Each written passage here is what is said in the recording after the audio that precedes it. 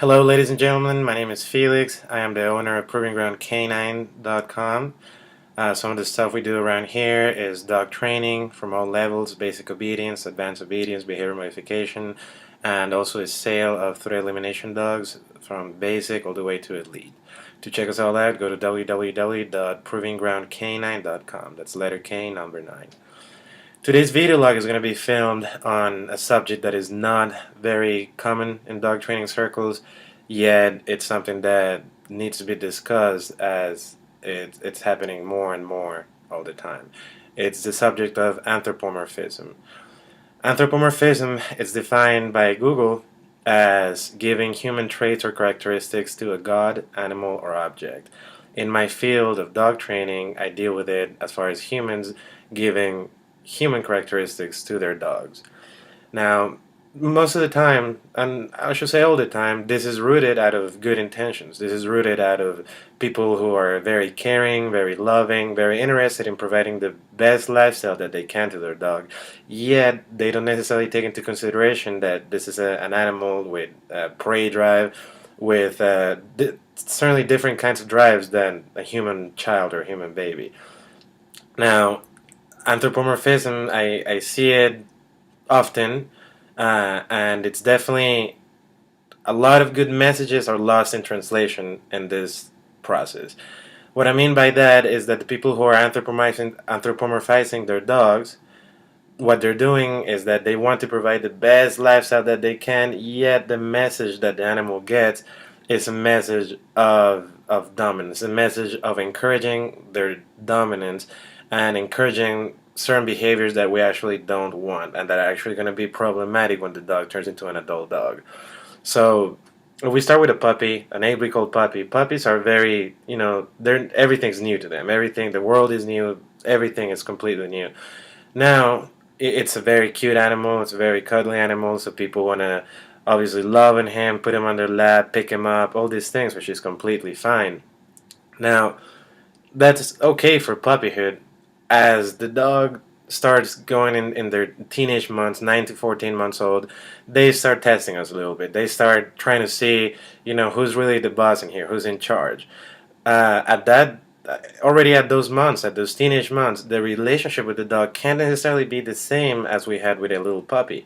It can be the same of just playing, cuddling, giving treats at all times, because this dog is going to start getting the wrong message by that. Now, fast forward a couple of months into the maturation stage between 12 and 18 months old, we get a dog around that age that continues to be treated in an anthropomorphic way.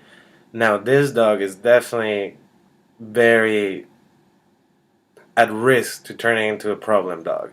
The reason why I say at risk is because that actually depends on the genetics of the dog. If the dog is predisposed to be a dominant dog, he is going to take all these human messages and run with them. If the dog isn't necessarily predisposed for those things, it's going to let you get away with it. It's okay. Now, if we get an owner that is a very sweet, caring person, they want to provide the best life for the dog, and a very genetically dominant dog. Now, this owner, unbeknownst to them, they completely treat their animal in an anthropomorphic way. They carry him around. When something spooks him a little bit and the hackles go up, they actually pet him and tell him it's okay, it's okay, it's okay. They let him sleep on the bed, they let him eat first, they let him go through a door first. All these subtle details are communicating to the dog that us, the humans, aren't necessarily in charge, that it's him. Specific examples, if a dog is barking at something because he got nervous, and we start praising him, trying to calm him down like we will do to another human being, what that dog is learning at that specific moment is reinforcement. Is reinforcement for that specific behavior of showing, a defensive reaction to that. It should be left alone. It shouldn't be encouraged. Eating before a human being. Like in a pack of wolves, the most dominant wolf eats first and then goes by rank. So what we want to do as human beings is we eat first. The dog doesn't get any food from our table. The dog doesn't get anything from the fork, anything from the hand. They get the food from their kibble after we eat. Going through a door. We go through a door first, then the dog goes. If your dog has a little bit of obedience, you can put him on a down stay. You go through the door and then release him so he can go. Sleeping on a bed, that's something that can definitely, if you get a really dominant dog and the dog's sleeping on the bed, now the dog's gonna start pushing himself against you to establish its space. Being on a lap, the dog comes to the lap and demands to be petted. If we want to pet the dog, we'll give him praise when on our terms. When we want to give him praise, we will give him praise. But if the dog comes to us and demands, okay, pet me now, praise me, and every single time that they do that, we go ahead and praise them and do anything that they want. Now, this dog is going to take that, is going to run with it. Especially if it's an intelligent dog, this dog is going to see those behaviors and is going to feel like, okay, I am in charge here. It's not this human, I am in charge. Now, that feeling of being in charge for a dog in the same household with a human is a very stressful thing. Dogs are engineered to see a human as the alpha, as the highest ranking member of the pack.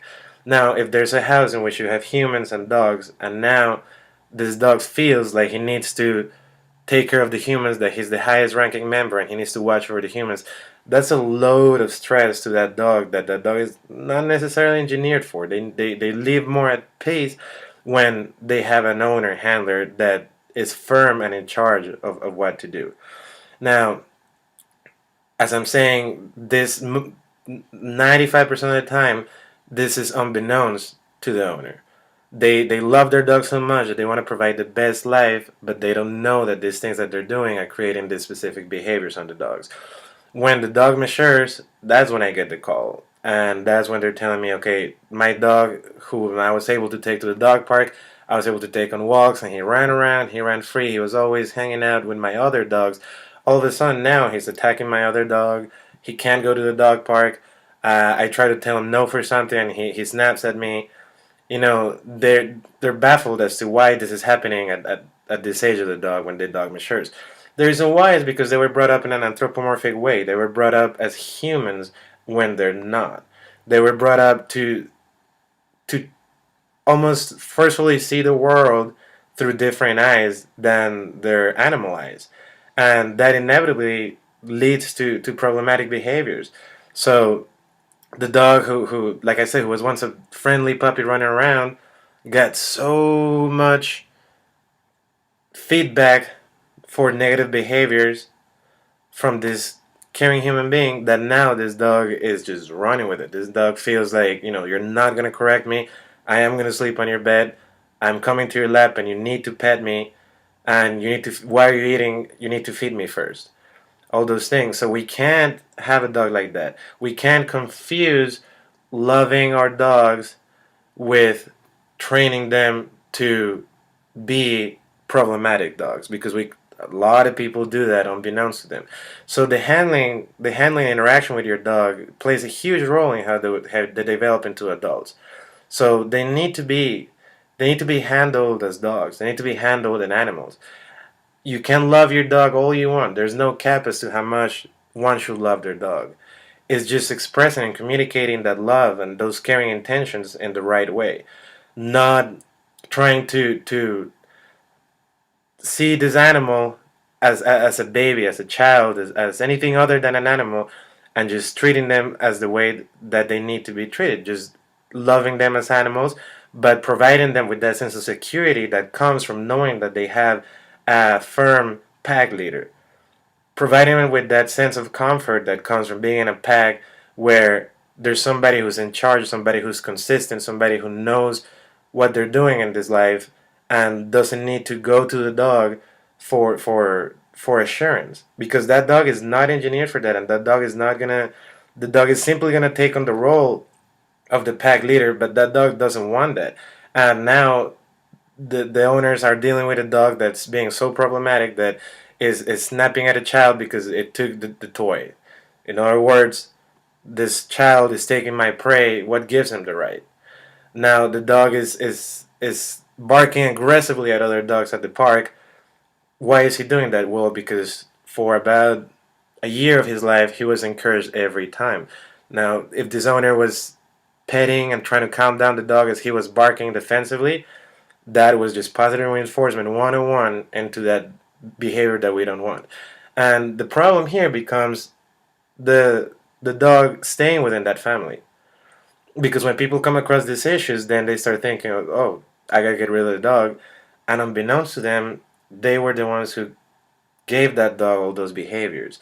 So if we keep this in mind with our puppies, if we start treating the dogs as animals from puppyhood all the way to adulthood, the dog is going to mature into a great animal, to a great dog that gets along with other dogs, that gets along with children, that gets along with us, that is not an overly demanding dog created by anthropomorphic behaviors. There's no cap as to how much love we can give to a dog. It just needs to be given and communicated in the appropriate way. Thank you.